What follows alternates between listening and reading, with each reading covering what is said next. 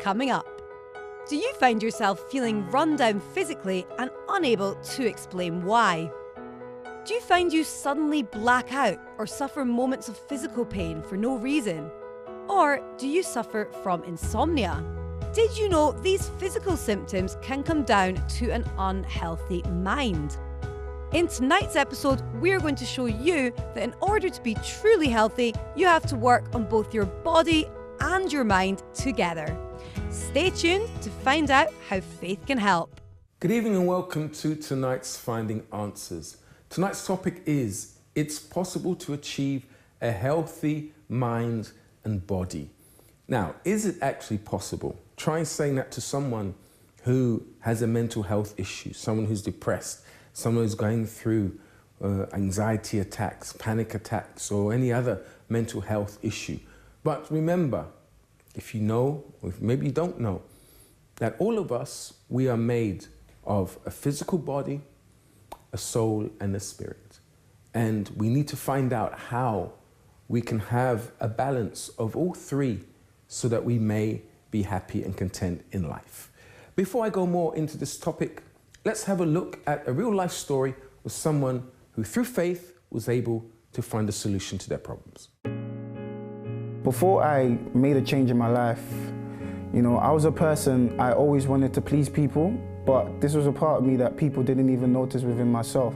In school and in general, a lot of people, especially guys, if you have a girl or you're doing stuff with multiple girls, you're seen as macho or you're seen as, nah, he's up there. So this is what we started to do. So there was a group of us and, we used to have competitions with each other. Like, okay, you need to get this girl, if you can get this girl, that girl. And over time, I started to, get up there. I started to do stuff with girls. Like, I started to see girls as objects. Like, I would have a list of different girls. It was like a competition, it was a game. It wasn't serious. It's like I was just playing games with different girls. And this led to me not valuing myself and also valuing women as well. I started to lose myself. I started to lose who I was. I didn't know who I was as a person because I was trying to fit into an image. I wanted to be someone that everyone can see, and I had a void inside of me. It got to a point where someone was speaking and what they were saying was completely different to what I always used to hear people say to me. And it was just realness, it was just speaking the truth. And it actually made me sit down for the first time ever to actually sit down and think about my life. Okay, Ahmed, where are you going? And it was then that I started to realize that, okay, although I'm doing so many things, like I'm lost within myself. So that made me wake up like, okay, like I need to make a change because who am I trying to be? Like, I can't keep doing this. I need to eventually face myself and start to realize that I need to be different. So for me, that was one of the deepest moments because it made me realize, okay, you are this, like you're not who you portray yourself to be in front of others.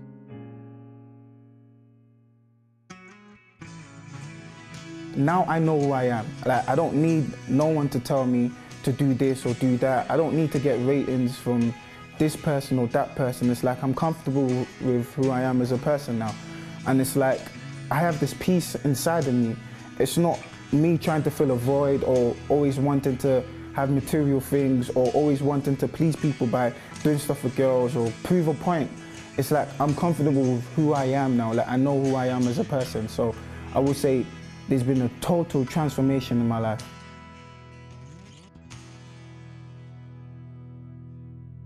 Welcome back. Now, tonight's topic, once again, is it's possible to achieve a healthy mind and body.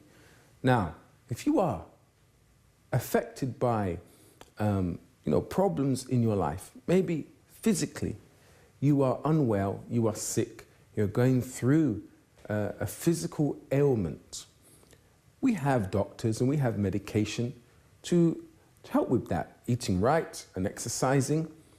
But what happens when that affects your mind? What happens when it affects your spirit? Who you are inside. If we don't find a solution to all three, why? Because there are people who like to look after their physical body. You just have to look around you. You just have to watch TV programs and everyone is in the gym. Everyone wants to get plastic surgery. Everyone wants to look good on the outside. However, what about what's on the inside? What about treating the root of people's problems?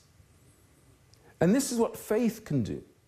You know, you see people who are, as I said, taking part in plastic surgery. They are trying to address issues. They're trying to cover up the pain and hurt, abusive relationships. Maybe they were physically or sexually abused at school or, you know, at home when they were younger. And many people cover up this pain by taking care of what's on the outside. So they dress very nicely, they unprovocatively, they end up going to the gym, they will go out and spend lots of money to look nice, right? They will go out to party, they will go out with their friends. However, all of these things cannot solve that problem internally. And maybe that's what you're doing. You're covering up your pain with alcohol, with drugs, with another boyfriend, another girlfriend. That hurt inside, maybe, you know, you had that argument with a family, a relative many years ago. And despite whatever you are doing, it appears that you're happy. It appears you're content with life, but really you are not. So how do you address this pain? We're going to talk about this on tonight's program. It is possible to have a healthy mind and body. And with me tonight is Rachel. Hello, Rachel. Hello, how are you? I'm well, thank you. How are you? I'm very well, thank you. Tell us about tonight's topic then. Yeah, it's interesting what you were saying. People do neglect the mental health and focus much more on their physical health. And last week was Mental Health Awareness Week. So it's very important that we talk about mental health issues, particularly because suicide is still one of the leading causes of death in the UK. It's actually the leading cause of death for young people aged 20 to 34 years old. And statistics show that men are nearly 4 times as likely to die as a result of suicide compared to women, with one reason for this being that they're far less likely than women to seek help for their depression or their anxiety. So experts are blaming the unrealistic pressure women are under in terms of juggling work, life, family and appearance for the increasing rates of suicide and depression amongst middle-aged women as well right now. And the common factor here is communication. So in fact, 72% of people who committed suicide between 2002 and 2012 had not been in contact with their GP or their health professional about their feelings before their suicide. And the reason people don't want to open up is partly because up until 1961, suicide was actually illegal in the UK. So there's still a taboo that makes people feel even more ashamed about admitting their feelings or about admitting these kinds of tendencies. But here at Finding Answers, we urge you to try to speak to someone if you yourself are going through any mental health problem or if you're worried about someone close to you. Because the only way to remove this stigma is actually to talk about it. I don't know if you agree with me tonight, Pastor Michael. Yeah, I was listening to what you're saying. I do agree. And I was just thinking, you know, I don't know how old you are. You're probably in your 20s. Yeah, 25. 25. I'm in my early 40s. And just growing up, I remember not having any of these issues that we see young people having today. You know, we have 5 and 6 year olds confused about their sexuality. We have children depressed because of what's going on in the world, whether it's war, whether it's what's going on here in this country. They are depressed. They are having, you know, anxiety attacks. And that's shocking because we didn't hear about these things when I was a lot younger. There's this toy now, a spinny thing. I don't know if you've seen it. Have you seen it? I've not seen it, no. Everyone, it's a big craze now in the classrooms, and they're being banned now from the classroom because it spins and it's meant to relieve stress. And children were actually talking about this a few weeks ago, saying that, you know what, it helps me to relieve stress. Now, I released, if I had stress, I can't remember, I don't think I did, but I played out. I played football. I played, you know, games. We had no stress back then. And we see this epidemic taking place now. And imagine what these kids are going to end up being in a few years' time. We're going to have kids, more children actually, in mental hospitals, right? In organizations that have to deal with mental health issues. So it is on the rise, and faith can help. I believe that faith, the power of faith in God, will be able to help anyone at all. It doesn't matter what mental health issue you're going through. I believe that through faith, there is a cure for everything. That's my take. What do you think, Rachel? Yeah, I do. I think you're right in terms of children growing up very fast these days. Very. They all have phones. They're all the access to everything all around the world means that before they're probably ready to be exposed to certain things, I think they're definitely exposed to these, and it forces them to grow up. It forces them to question what's going on when they can't just focus on their immediate surroundings, as we both probably were able to do when we were younger, because all children as well have phones now. And so there's a social media aspect, which means that a lot of children are at a young age comparing themselves to their peers, trying to live up to these unrealistic expectations. And obviously there's the whole thing that people are painting a false image of themselves on social media. So it always looks like everybody you know is having this fantastic life, whereas actually they could just be as anxious and depressed as the person who's looking at the photos. So yeah, I think there's that to consider as well. So whether you are young or you're old and you're going through any kind of problem, mental issues, as I said, depression, you're taking, 20, 30 tablets a day just to control what you're going through. And it's still not helping you. Maybe it's to do with your health, your physical body as well.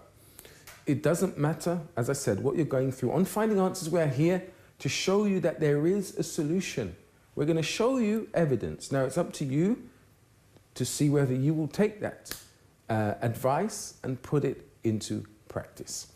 You can give our helpline number a call. It's open now.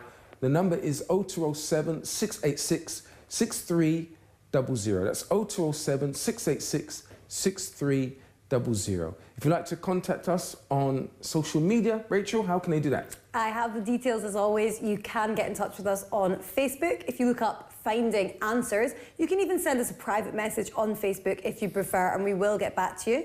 You could also email us at help@findinganswers.tv if you do prefer to get in touch via writing. You could address this to Pastor Michael himself, and he will reply directly to you. You can also find us on Instagram if you want to look up some photos and some behind-the-scenes photos of the show. Just look us up. Again, it's Finding Answers. And if you search Finding Answers in YouTube, you can watch all of our old shows. There you have it. It's possible to have a healthy body, but it's also possible to have a healthy mind. And we're going to reveal this to you right after this break, where I'll introduce you to my guest for this evening. She went through a lot as a young child. Someone who went through what she did, she should be in a mental institution right now, as we hear many people are in this situation. Many adults now are crazy, literally crazy, because of what they went through. But you will discover how faith helped her to overcome these problems that she went through. And she's with us in the studio to share her story tonight.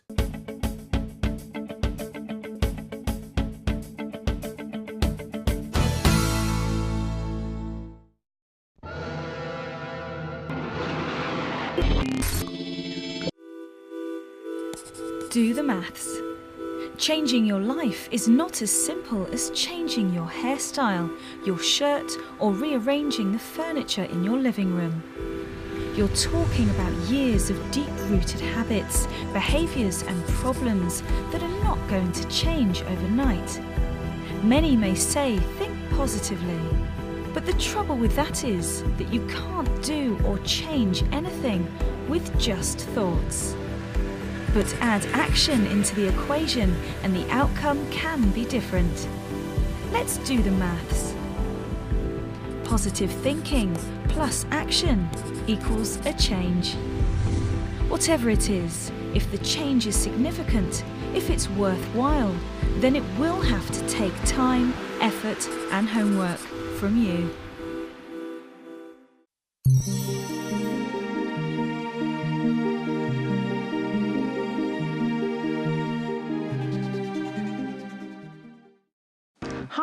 Chrissy B, and my show is all about improving your mental health and being happy. Join me every Monday, Wednesday and Friday at 10 p.m. on my channel Sky 203. Visit chrissybshow.tv for more information and subscribe to our YouTube channel, Chrissy B Show. You can also follow us on Twitter and Instagram at Chrissy B Show and on our Facebook page, The Chrissy B Show.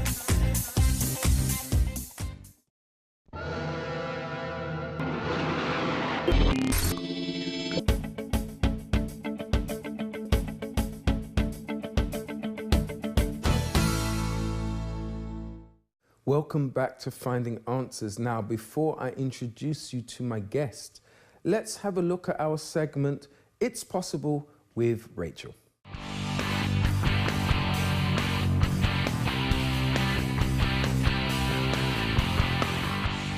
Hi and welcome back to another week of Through Faith, It's Possible. Now, in this section, we show real-life stories of people who've overcome their problems due to the power of faith. And this week is no different. I'm here with our guest, Mavis, who's going to tell her story. Hi, Mavis. Hi. How are you today? I'm good, thanks. Good. Would you like to tell the viewers your story on how you found faith? Yeah, before I found faith, I had very bad grades in secondary school. I had no future, I had no idea what I wanted to do with my life, so I just did what my friends would do. I would try very hard to study and do the work, but I just couldn't understand. So I came out from secondary school with very bad grades, had no idea what I was going to do. However, I applied to a sixth form and I got into the sixth form, and the beginning of the sixth form, it was all right, but then I found faith in my second year, and that's when my grades started going up. So I, from actually having E's in maths, I got like, I say it's equivalent to like 3 A stars in my sixth form. That's what I got. And I kind of thought that was gonna hinder me from going to uni, but when I just said my grades, they're just like, yeah, okay, you're through. And that's when I started university 3 years ago now. I'm gonna finish, I've got 2 weeks left, and I'm gonna be a working person. This is amazing, this is brilliant. What are you going to work as? I'm gonna work in school, in teaching. I'm gonna work as a teacher at the moment. That's what I'm gonna do, but I have plans to open up my business as well. Wow, this is fantastic. This is great. If you yourself would like help on overcoming your problems, maybe you're struggling at school, maybe you've lost direction and you need a bit of help, please do get in contact with one of our advisors. They're always here to listen to you, and the number is 0207 686 6300.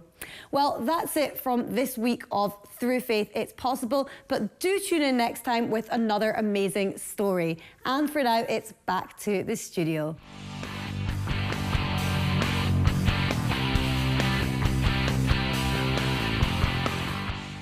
So welcome back.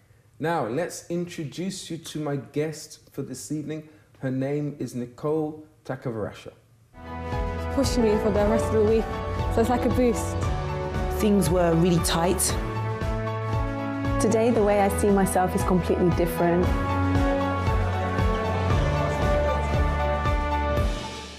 So Nicole, welcome to the program. Thank you. You had a very hard life when you were younger, right? What you went through, many people would only dream that this could ever happen, right? It's something we hear about every now and again, but this actually happened to you. Yeah. You were born where? I was born in Zimbabwe. In Zimbabwe? Yes. Okay. And was it actually there that it happened? In Yes. your country in Zimbabwe? Yes. Could you tell us, we're talking about, it's possible to achieve a healthy mind and body, but what you went through affected you. It did. Tell us about that. Well, when I was young, my family was involved in the occult. It's because we didn't really know any better, the culture there, things were a little bit different. Mm-hmm. So the whole concept of God and, religion, and I guess it was my family's way of trying to find something out there, for us to be better. So we would often go to, visit witch doctors and all these kind of different things, just to find something.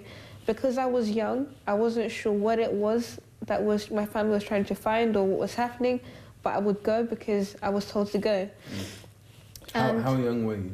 This started, I believe, when I was about 3 years old. Right.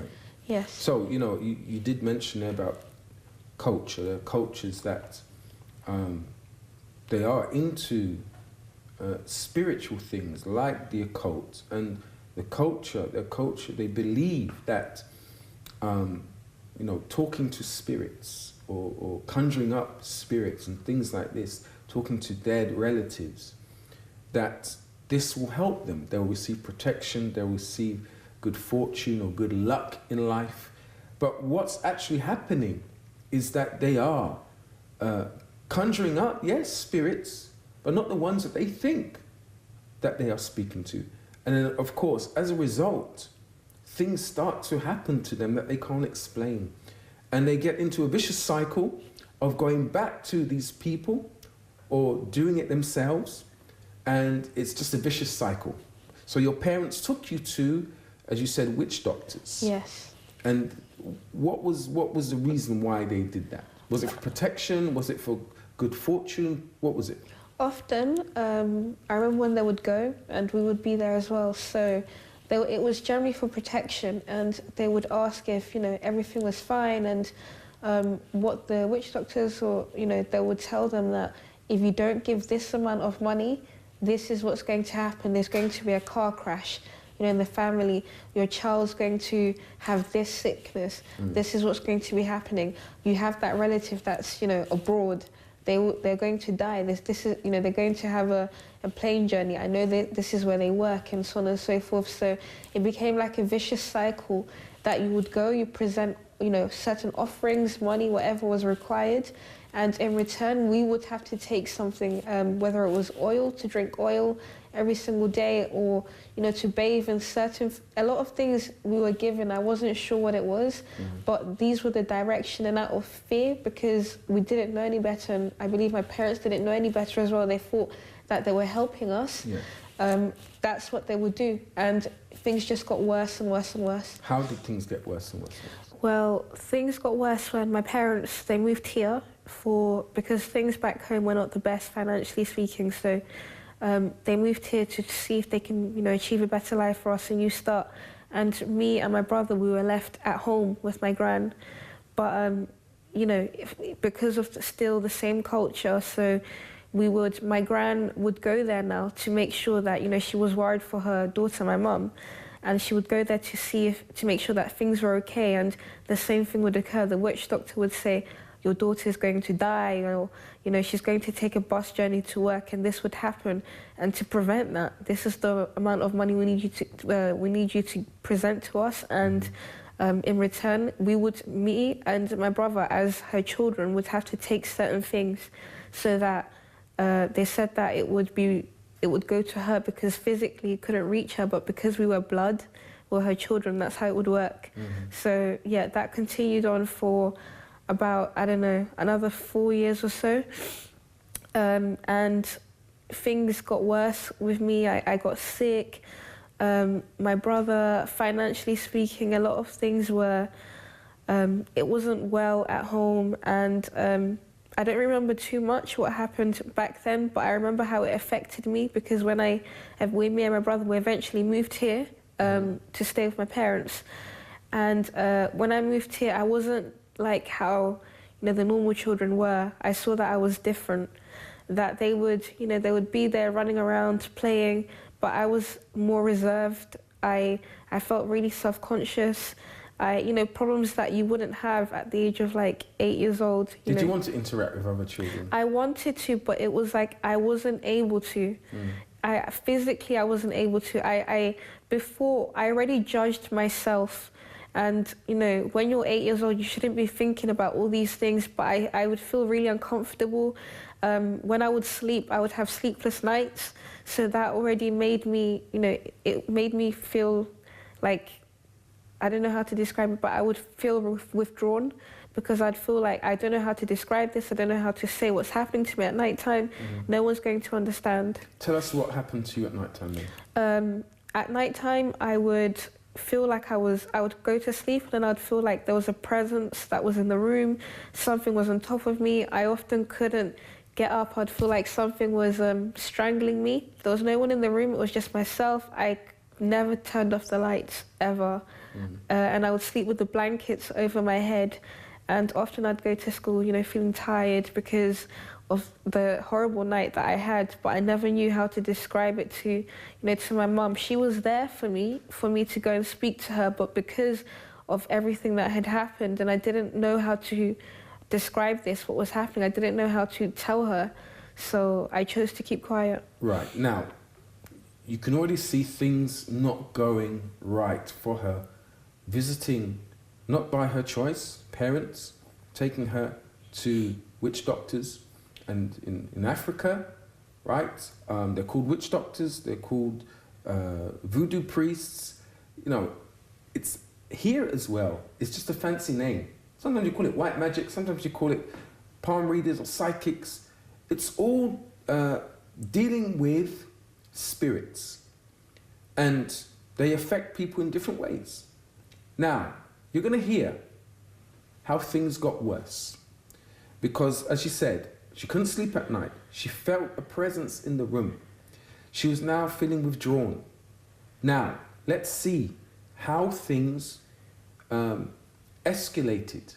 And I would explain to you here in the UK the types of things that happen. And some people don't connect the two. So, what happened next? I attempted to commit suicide. I believe it was at the age of 9 years old. I took a like a big butcher's knife, and I was about to, because I couldn't take it anymore. I felt so much emptiness, so much depression, and because I was about 9 years old, I would see the other kids running around, and I would do that as well, but it's like depression would kick in, and I would feel like I just didn't belong, and I'd automatically be withdrawn, and I wasn't confident in speaking about this. I didn't even know where to begin or how to address this. So I thought, thoughts started to come into my mind. The only way to get rid of it is to, to kill yourself, to end your life. No one's going to care. And you attempted to take your own life? I did. I took that's the first time I attempted. What age? I believe it was 9 years old. And just when I was about to stab myself, my gran, she came in and she took the knife away from me, but I was crying. So your gran saw what you were about to do? Yes, she came in at the right moment. I was crying, I didn't know what else to do, and she took the knife away from me. And, things got worse, and at the age of, I believe this time I was 12 years old, I attempted to commit suicide again. How? This time, it was, again, with a knife, but I was alone.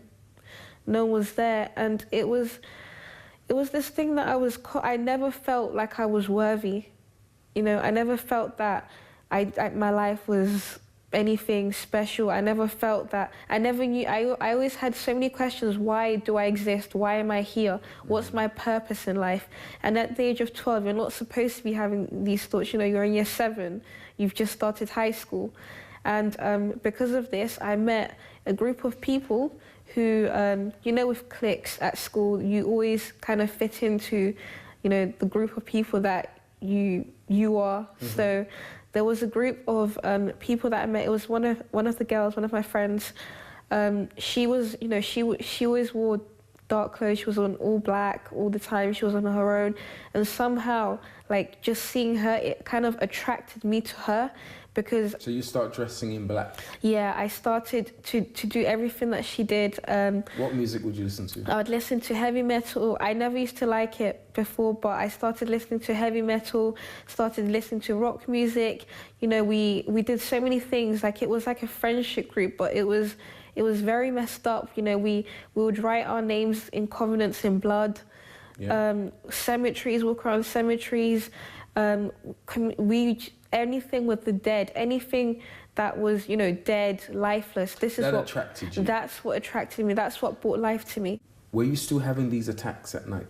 At home, I would have the same attacks. The only thing is because of, my background, I wasn't able... at school, I felt like I was more able to express myself because I was amongst those who are like me now. But at home, I would keep myself withdrawn. You know, the usual story, my mum would come in, ask how I am, I'd say I was fine, nothing's wrong. But I'm sure she could see that, you know, there's something wrong with my daughter. But for her to come, I would always say I'm fine. I was never close to my mum. I've never been, I'd never been close to her or my dad.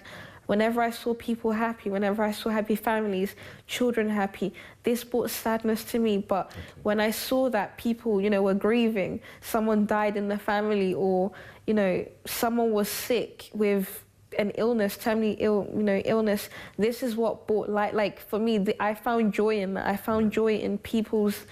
That's quite a sick kind of way of thinking, right? We're going to go for a break, and when we come back, you're going to hear how faith helped Nicole to change things around. As I said, I'm going to explain to you, you know, how things work in the UK, in Europe, right? And it affects people in the same way. You'll find out right after this break.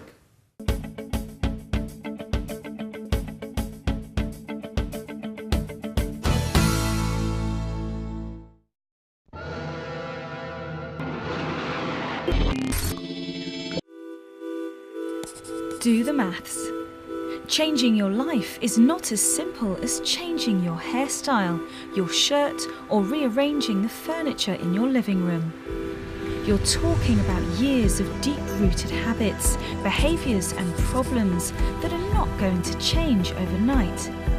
Many may say, think positively, but the trouble with that is that you can't do or change anything with just thoughts. But add action into the equation and the outcome can be different. Let's do the maths. Positive thinking plus action equals a change.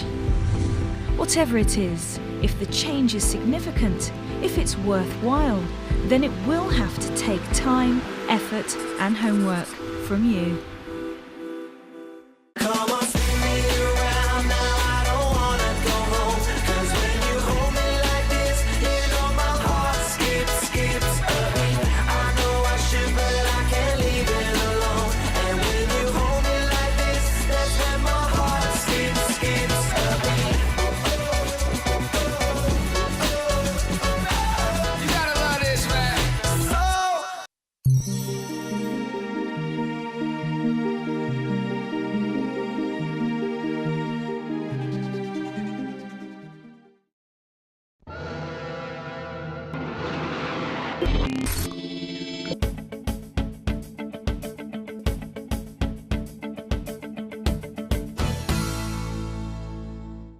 Welcome back to Finding Answers. Now, before the break, you heard Nicole's story of how she had, you know, dealings with the occult, not by her own choice, but by her parents, and everything that subsequently went wrong after that. So, welcome back, Nicole.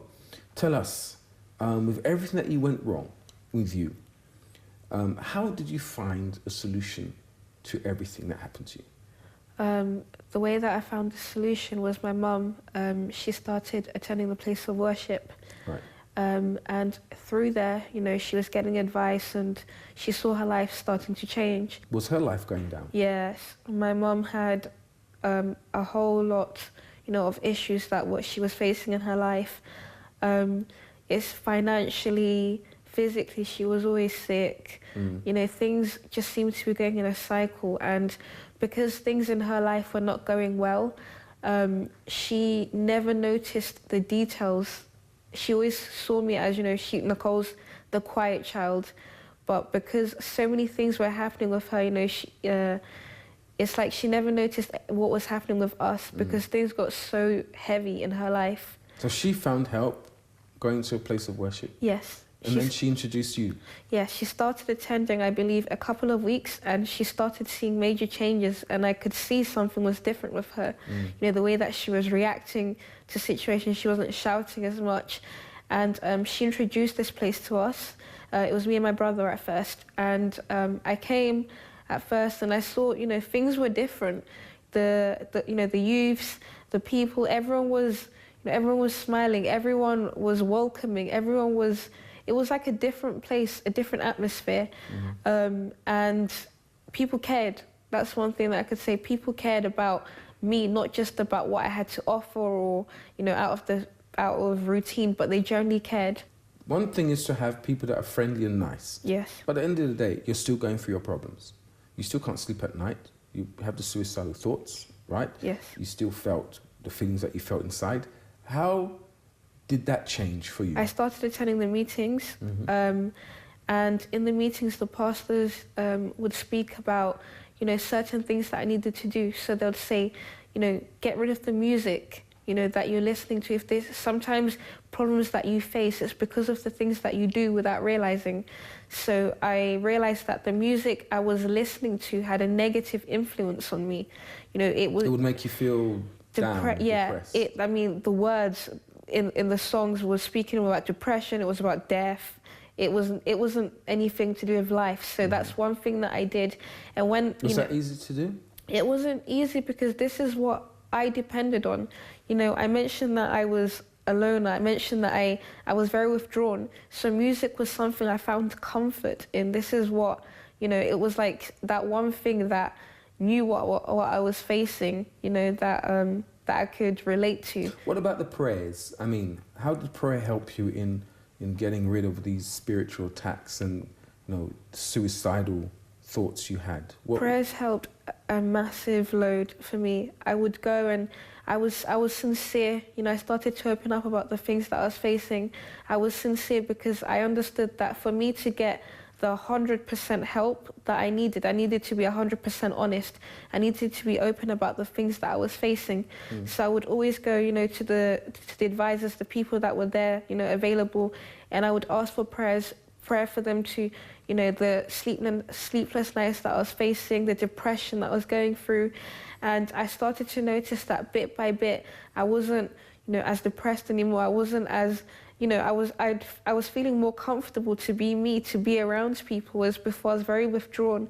But I started to notice that, you know, even to push myself, because I can't say that this was immediate. It meant that I needed to do my part as well. That's one thing that I learned.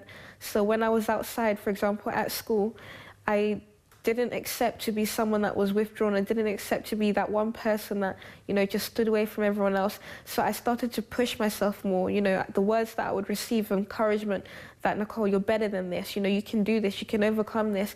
So those words, the prayers that I would receive when I'd go to school, when I was outside at home, and whenever I started to feel down or, you know, a little bit upset, I would always push myself. No, I can do this. You know, to get out of my comfort zone, because that's what was required for me to change.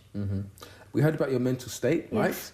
But did you see any other changes physically or relationships with other people, your family? How was it? Yeah, my mum, and, you know, because of all the problems that we were facing, there was a point that none of us were together. You know, I lived with my mum, my brother was on his own, my dad was on his own. So we were not united at all.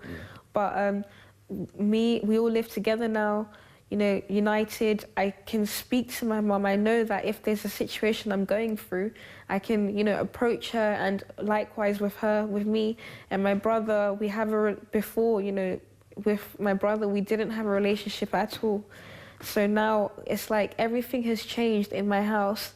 You know, we eat together. That's one thing. It's something so small, but these things count. These things matter in family, because you don't really see these things. And it's what used to, you know, to put us apart, because everyone's so busy in their day. So yeah, there's a big difference in my house. So as your family started to believe in God and use faith, yeah, the home environment started to change, starting with your mum, then yourself. Yeah. Right? You start to see a difference in yourselves. How is Nicole today?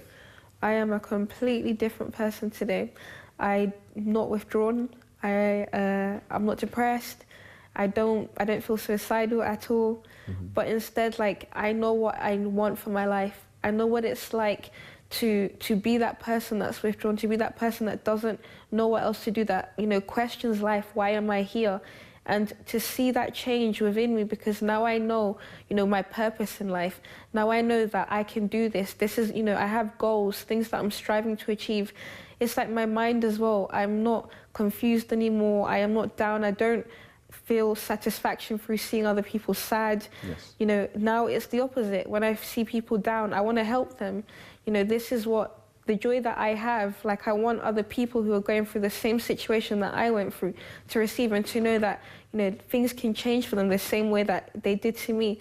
And I think it's important because it's so easy sometimes to think that you are the only person that's going through these, you know, these situations. You're the only one that faces these problems, but, you know, there is help out there, and it's what I received. Let me ask you something. Are you managing depression? Are you managing everything that you went through?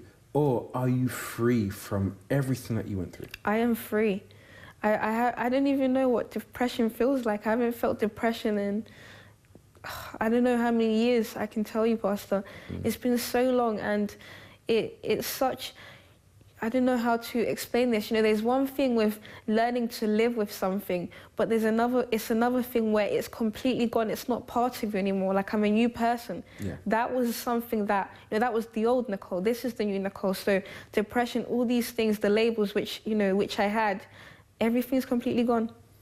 That's it. Nicole, thank you very much for coming and sharing your story with us. Now, as Nicole just said, she's not managing it. It's not part of her anymore. And why did this happen? Because of the actions of her parents. Of course, not knowing what this could lead to later on in life, their decision to go to voodoo priests or witch doctors. You know, if they could see into the future how they would be, I'm sure they wouldn't go to these places. But that's the thing. When you're dealing with spiritual forces, you know, these are things, beings, if I can say, living things that are alive, but we can't see. And so they're not going to tell you, I'm going to mess up your life. I'm going to, you know, cause depression, family breakups, relationship breakups, suicidal thoughts. They don't do these things, but these things happen as a result of, you know, meddling, I can say, with things that you don't understand. And if you want the true spirit, if you want the true source, then it's God. Everything is contained in the Bible, what we're talking about. If you want peace, then you don't need to water down version. You don't need to know about your future. You don't need to pay someone to find out about, you know, how your life will be in 1 year's time, in 5 years' time. You don't need to find out about those things. That's not for us to worry about. It's your decision that you take now, today. And after the break, I'll be talking more about this, all right?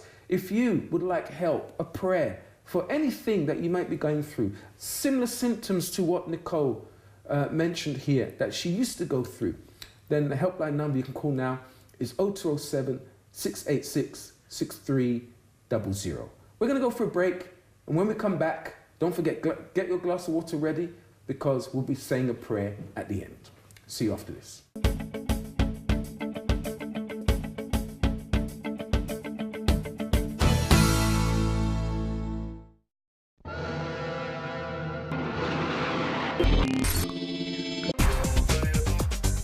DKW, a different kind of woman. So I want to find out if you might have dyslexia. My memory's not too good today. And it's almost like you have to be this superwoman. Years and years ago when I watched Titanic, and obviously My Heart Will Go On came on, and it just brought me back to that time. And I was with 4 other sisters. Lord have mercy. So you know how they were. You're not gonna go over there and say nothing? Come on, a little closer now.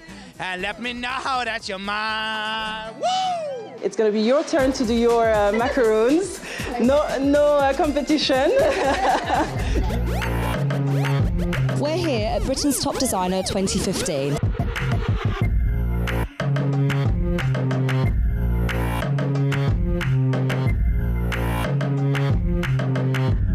This is DKW. Thank you for joining us, and we'll see you next week.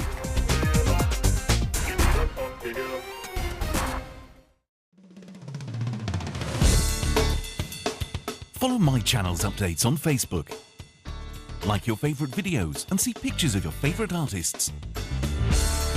Access our Twitter @MyChannelUK and get to know what's on with My Channel. Visit tvmychannel.com and be connected to our world. My Channel, a whole new world of entertainment.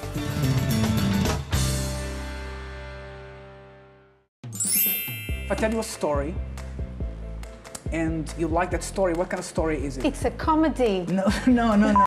Manchester United. I'm a pro. Although I'm Chelsea. Love talk, time to communicate. No, okay. Say that word, but differently. It's time to communicate. Right, so we are in a relationship. What were you doing? You're not supposed to tell me the word. We are in a marriage. Yes. Okay.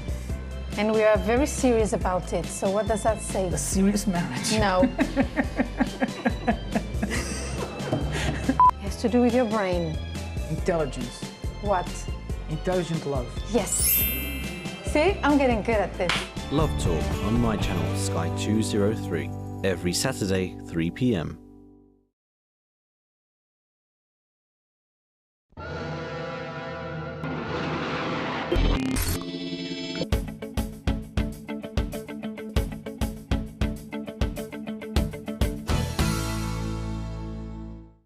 Welcome back to Finding Answers. Now, you've heard Nicole's story of how evil forces were at work in her life, but how faith helped her to beat all the spiritual attacks, the depression, the suicidal thoughts, everything that today her family are united. There's been a change. That's proof that God, and through the power of faith in God, your life can indeed change. Now, as I said, I wanted to speak to you about here in Europe, North America, first world countries, this thing of witchcraft and voodoo priests or witch doctors, they are evident, they're just hidden. In Europe, it's just a different name, right? Some people call it white magic, which is the opposite of black magic, but it's all the same, it's just a fancy word.